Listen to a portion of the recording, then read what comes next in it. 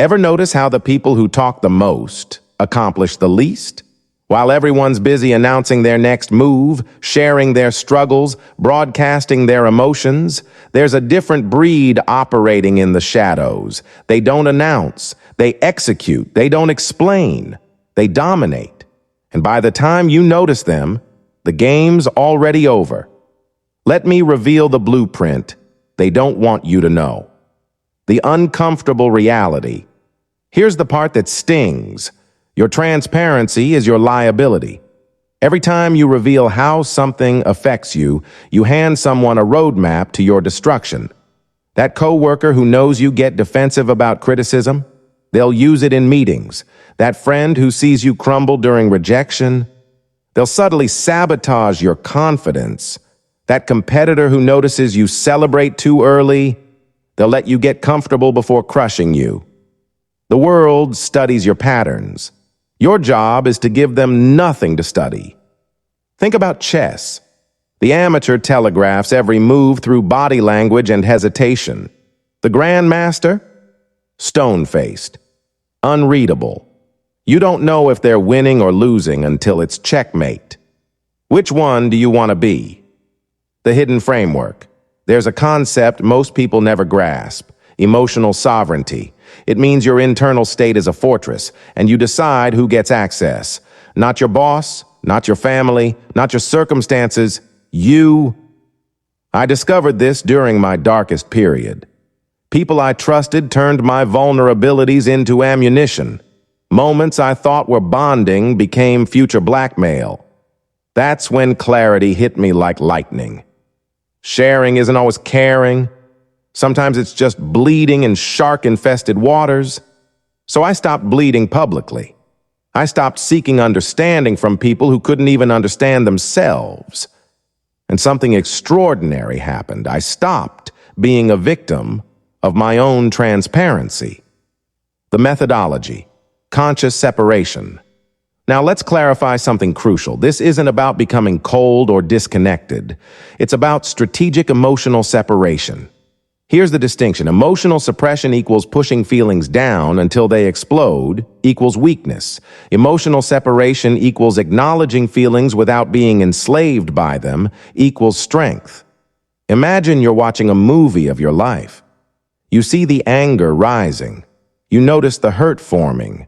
You observe the frustration building. But you're watching from the director's chair, not acting on the stage. You see it. You feel it. But you don't become it. This separation creates space between stimulus and response, and in that space lives your power. The tactical silence.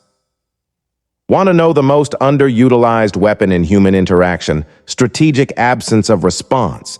Not rudeness, not passive aggression, just nothing. Someone throws shade? You smile slightly and continue your conversation with someone else. Someone questions your capability, you let your results answer months later.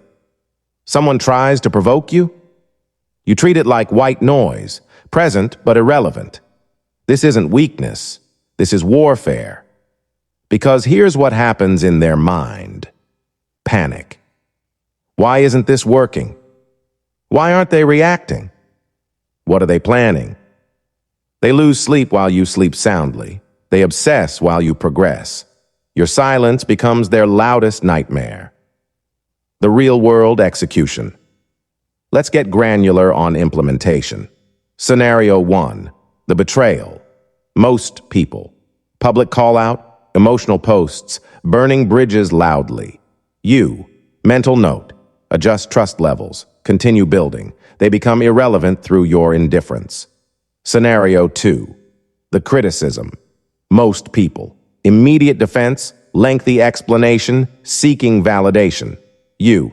Interesting perspective, then privately evaluate if it's valid. If yes, improve. If no, discard. Either way, no emotional theatrics.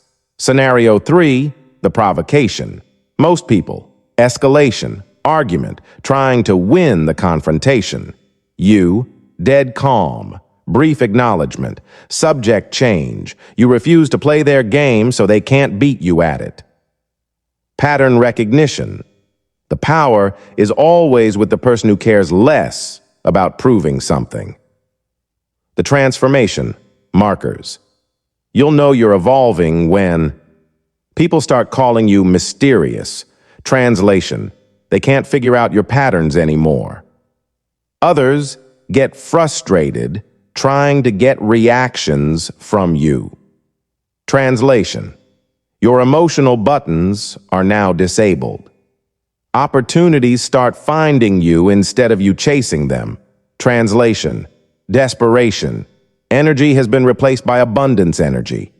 Drama decreases but results increase.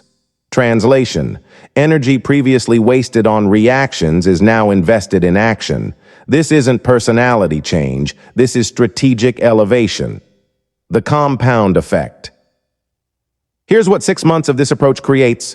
Month 1 to 2. People think you've changed. They test you harder. Month 3 to 4. They realize the tests don't work. Confusion sets in. Month 5 to 6. They start respecting the boundary. The drama stops reaching you. And behind the scenes, while they were trying to crack your code, you were sharpening skills they didn't know you had, building networks they couldn't access, achieving milestones they never saw coming. Invisibility isn't about hiding. It's about working while they're watching for the wrong things. The ultimate realization. Here's the truth bomb most people can't handle. Nobody is entitled to your emotional transparency, not your trauma, not your triggers, not your insecurities, not your next move. Society pushes this narrative that opening up is always healthy. Sometimes it is, with the right people, in the right context. But broadcasting your internal world to everyone, that's not vulnerability. That's self-sabotage. The masters of this game understand information is currency. Your emotions are premium information. Guard them accordingly. The implementation protocol, starting today, adopt these 3 filters. Filter 1, the necessity test. Before sharing how you feel, ask, does this person need to know this or do I just want them to know? Want not equal need. Protect accordingly. Filter 2, the weaponization test. Ask, can this information be used against me in any context? If yes, vault it. Share only with those who've proven trustworthy through time, not words.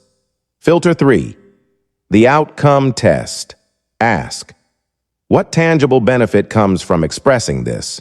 If the answer is just getting it off my chest, find a private outlet, journal, therapy, trusted mentor, not the public square. These filters save years of regret. The paradox of strength. Here's something beautiful. When you master emotional concealment, your genuine moments of openness become infinitely more powerful because they're rare, intentional, earned. The person who shares everything is ignored when they share something important. The person who shares nothing shares once, and the world listens. Scarcity creates value. This applies to emotions, too. The closing mandate. From this point forward, operate under a new code. Your peace is private. Your plans are confidential. Your progress is silent until it's undeniable. Let them wonder. Let them guess. Let them underestimate. Because while they're forming opinions based on your silence, you're forming empires based on your discipline. The noisiest rivers are the shallowest. The deepest ones, you barely hear them until you're swept away by their current. Be the deep river. Final activation. You have 2 paths. Path A, continue being an open book in a world full of critics, manipulators, and energy vampires. Path B, become a closed system, generating power internally, revealing externally only what serves your mission. One path leaves you drained and predictable. The other path makes you unstoppable and unknowable. The choice was always yours, but now you can't claim ignorance. Drop in the comments. Silence is my strategy. Subscribe if you're choosing the path of strategic invisibility. Share this with someone ready to stop explaining and start dominating. Your transformation isn't coming. It's already here.